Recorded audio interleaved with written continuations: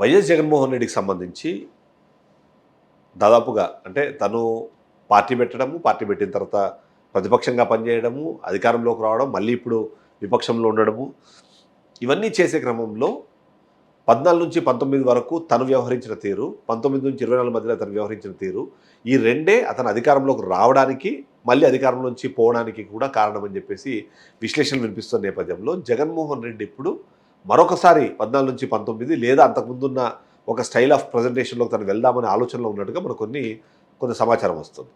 అందులో భాగంగానే గతంలో అంటే 2014 నుంచి 19 కాలంలో ప్రతి ఒక్కరిని దగ్గర తీయడము, పాదయాత్ర పేరుతో కానివ్వండి, ఇతరత్ర దాంట్లో కూడా ఒక చాలా స్ట్రాటజికల్గా ముందుకు వెళ్ళారు. ప్రతి ఒక్కరిని కలుపుకొని వెళ్ళే ప్రయత్నం చేశారు. తన వైపుగా వచ్చే ప్రతి ఒక్కరిని కూడా ఆలింగనం చేసుకున్నారు. వాళ్ళందరినీ కూడా పార్టీలోకి ఆహ్వానించారు. తీసుకొని రావడం ద్వారా వాళ్ళు ఆ రోజు లాభపడ్డారు.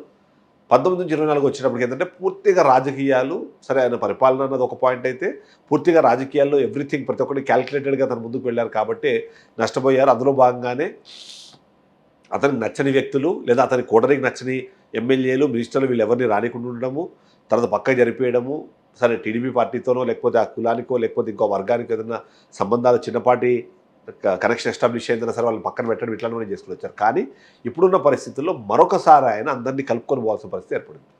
అందులో భాగంగానే కొన్ని ఎగ్జాంపుల్స్, ఒకటి శైలజనాథ్ని పార్టీలోకి ఆహ్వానించడం, ఇప్పుడు ఆయన చాలా యాక్టివ్గా పనిచేయడంతో పాటు ఈ మధ్య కాలంలో రాజమండ్రికి కేసు పని మీద వెళ్ళిన నాయకులందరూ వెళ్ళి ఉండవల్లి అరుణ్ కుమార్ని కలిశారు. ఆయన ఇప్పటికిప్పుడు ఏమి యాక్టివ్ పాలిటిక్స్లో లేరు, లేదా కాంగ్రెస్ పార్టీతో కూడా ఏమీ కంటిన్యూ అవ్వట్లేదు. అయినా సరే ఆయన మాట్లాడే మాటలు కానివ్వండి, ఆయన ఇచ్చే స్టేట్మెంట్స్ కానివ్వండి రాష్ట్ర వ్యాప్తంగా ఇన్ఫ్లుయెన్స్ క్రియేట్ చేస్తున్నాయి కాబట్టి వెళ్ళి ఆయన కలిసేసి రావడం. అంటే గతంలో లాగా ఎవరైతే ఇంటలెక్చువల్లో లేకపోతే ఇలాంటి ఎవరైతే క్యారెక్టర్స్ ఉన్నాయో వాళ్ళందరినీ కూడా పార్టీలోకి తీసుకొచ్చే ప్రయత్నం చేస్తున్నారు. అదేవిధంగా ఎంపీ హర్షకుమార్ అంటే మాజీ ఎంపీ హర్షకుమార్ కానివ్వండి, అలాగే వివిధ జిల్లాల్లో ఉన్న కాంగ్రెస్ పార్టీ నుంచి కొద్దిగా సైడ్ జరుగుతున్నారు మాట్లాడుకుంటున్న ఆ నాయకులందరినీ కూడా పార్టీలో తీసుకొచ్చే ప్రయత్నం చేస్తున్నారు, లేదా ఆయనతో అఫిలియేట్ అయి పనిచేసే ప్రయత్నం చేస్తున్నారు. ఇవి సరిపోవన్నట్టు నాయకులకు సంబంధించి కూడా ఇంతకుముందు 14 నుంచి 19 వరకు ఆయన సంస్థాగతంగా పార్టీని బలోపేతం చేయకపోయినా సరే కార్యకర్తలు కానివ్వండి, ఆయన కోసం పనిచేసే యాక్టివిస్టులు కానివ్వండి, తర్వాత సోషల్ మీడియా ఎగ్జిక్యూటివ్స్ కానివ్వండి, ఇలాంటి వాళ్ళందరినీ కూడా ఆయన చాలా బలోపేతం చేసుకోవచ్చు. కానీ 19 నుంచి 24 మధ్యలో ఆ ఫ్లేవర్ మిస్ అయిపోయింది. ఎక్కువ శాతం వాలంటీర్ల మీద ఆధారపడ్డారు. వాలంటీర్లు చేసే కార్యక్రమాలన్నింటినీ కూడా తను చేసే కార్యక్రమాలుగా చెప్పుకుంటారు అనుకున్నారు కానీ బట్ అది ప్రభుత్వ కార్యక్రమాలు కానీ అది ఆగిపోయిందన్న విషయాన్ని ఆయన గుర్తించలేకపోయారు. సో అందుకని ఇప్పుడు ఏం చేస్తున్నారు, మళ్ళీ సంస్థాగతంగా బలోపేతం చేయడం కోసం జిల్లాల కమిటీలు, నియోజకవర్గాల వారీగా కమిటీలు, ఇన్ఛార్జీలు, అది సరిపోవన్నట్టు బూత్ లెవెల్ వరకు కూడా ఇప్పుడు పార్టీని బలోపేతం చేసే దాంట్లో పడ్డారు. దీనికోసము సరే గతంలో ఉన్న కోర్టు ఇప్పటికీ కంటిన్యూ అవుతుంది అన్నా సరే గతంతో పోలిస్తే ఇప్పుడు వాళ్ళకి అంత అనుకున్నంత స్థాయిలో ప్రాధాన్యత కానివ్వండి, వాళ్ళ మాటలు వినడం కానివ్వండి తగ్గింది అన్నదైతే ఒక మాట వినిపిస్తుంది.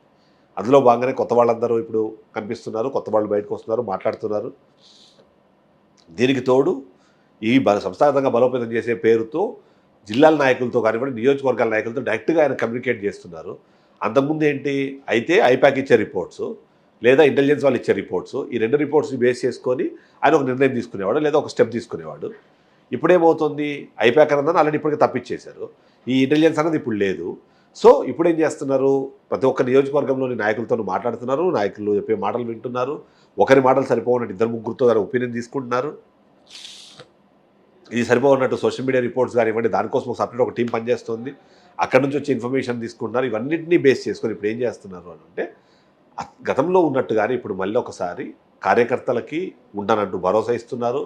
నెక్స్ట్ ఎలక్షన్స్లో మళ్ళీ మనం గెలిచిన తర్వాత కార్యకర్తలకి సముచితమైన స్థానం ఉంటుంది. జగన్ 2.0 అంటే కేవలము పరిపాలనే కాదు, కార్యకర్తలకు చూసుకునే పద్ధతిలో కూడా మార్పులు వస్తాయనే విధంగా చెప్పే ప్రయత్నం చేయడం. ఇవన్నీ చూస్తుంటే మాత్రం ఖచ్చితంగా జగన్మోహన్ రెడ్డి రూట్ మార్చారు. ఆ మార్చిన రూటు పార్టీకి మరొకసారి వాళ్ళ అధికారంలోకి రావడానికి అనుకూలంగా మార్చేందుకు అవసరమైన ఆ కార్యాచరణ, ఆ ప్రణాళికలు అయితే ముందుకు వెళ్తున్నట్టుగానే చాలామంది విశ్లేషిస్తున్నారు.